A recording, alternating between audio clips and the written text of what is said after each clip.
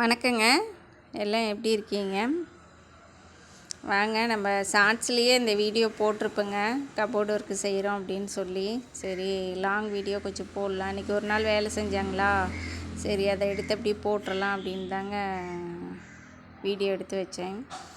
First அளவெல்லாம் எடுத்துக்கிட்டாங்க. அளவெல்லாம் எடுத்து சரி இதுதான் இப்படி தான்க்கா வரும் அப்படின்னு சொல்லி வச்சு காமிச்சாங்க.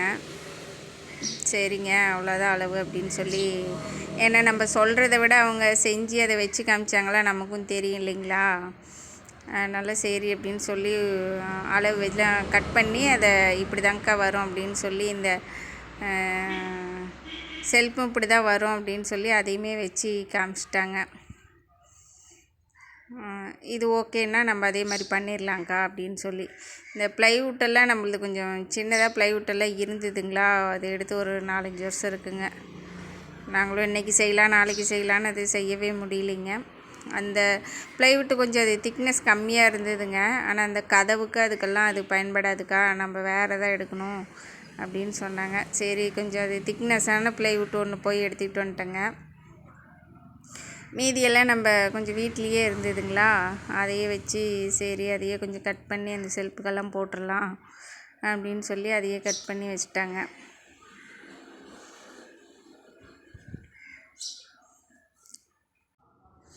அந்த அளவெல்லாம் ஃபிக்ஸ் பண்ணி இப்படி தான் வரனெல்லாம் அறுத்து எல்லாம் கட் பண்ணி ரெடி பண்ணிட்டாங்க.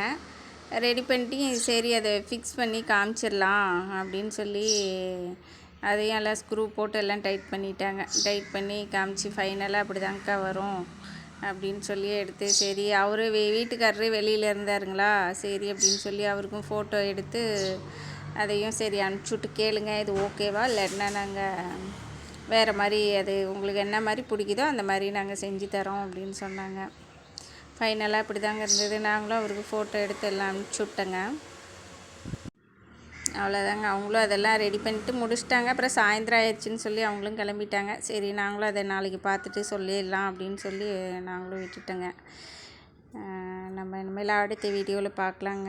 என்ன வேலை, இது எப்படி செஞ்சோம் என்னங்கிறத அடுத்த வீடியோவில் பார்க்கலாங்க. அந்த ஒரு ப்ளைவுட் வாங்கினதே எங்கள் ஊரில் 2700 உங்கள் ஊர்லெலாம் எவ்வளோன்னு தெரிலிங்க. தெரிஞ்சதுன்னா யாராவது பக்கமாக இந்த வேலையெல்லாம் செஞ்சுருந்தீங்களா சொல்லுங்கள், கமெண்ட்ஸில் சொல்லுங்கள் என்ன ரேட்டு என்னன்னு சொல்லி. நம்ம இனிமேல் அடுத்தடுத்த வீடியோவில் பார்க்கலாங்க. நாங்கள் இது என்ன அவங்க வேலையெல்லாம் எப்படி போச்சு என்னங்கிறத நான் அடுத்த வீடியோவில் எடுத்து போடுறேங்க.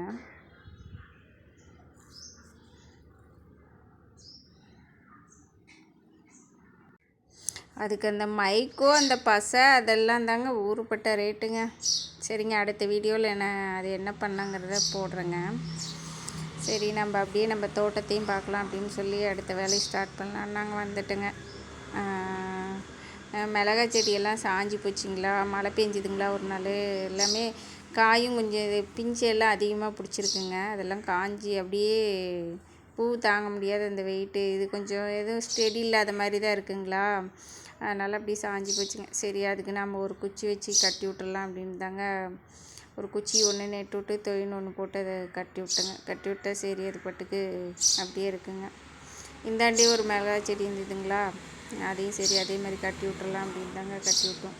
இப்போ என்னென்னாங்க, எறும்புங்கள்லாம் நிறையா போயிடுதுங்க அந்த மிளகாய் செடிக்குள்ளெல்லாம். போய் அந்த பூவெல்லாம் எல்லாம் இது பண்ணிடுதுங்க. அந்த பூ சரியாக இந்த செடி மட்டும் அப்படி இருக்குங்க. அப்புறம் பார்த்துட்டு நம்ம அந்த எறும்புக்கு போடுற பவுட்ரு இதாங்க போட்டு விட்டேன். சரி, வெறும் எறும்பை நிறையா எறும்பு ஆயிடுச்சுங்க. எல்லாம் அந்த கருப்பு எறும்பு அது இருந்தாவே நமக்கு பூ எடுத்து சரியாக காயே காய்க்காதுங்க. அதனால் அதெல்லாம் எறும்பு போட்டு விட்டேங்க.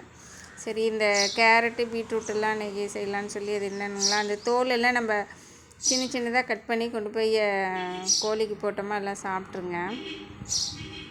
அவங்களும் கொஞ்சம் ஹெல்த்தியாக இருப்பாங்க. நம்மள அப்படியே கோழிக்கெல்லாம் போட்டுங்க. எல்லாத்துக்கும் அட்வான்ஸு தீபாவளி வாழ்த்துக்கள்ங்க. எல்லாம் தீபாவளியை சேஃபாக நல்லா கொண்டாடுங்க. நம்ம இன்னொரு வீடியோவில் பார்க்கலாங்க. இப்போ தான் நம்ம சேனலை ஃபஸ்ட் டைம் பார்க்குறீங்கன்னா சேனலை லைக் பண்ணிக்கோங்க, சேனலை சப்ஸ்கிரைப் பண்ணி வச்சுக்கோங்க. நன்றி, வணக்கங்க.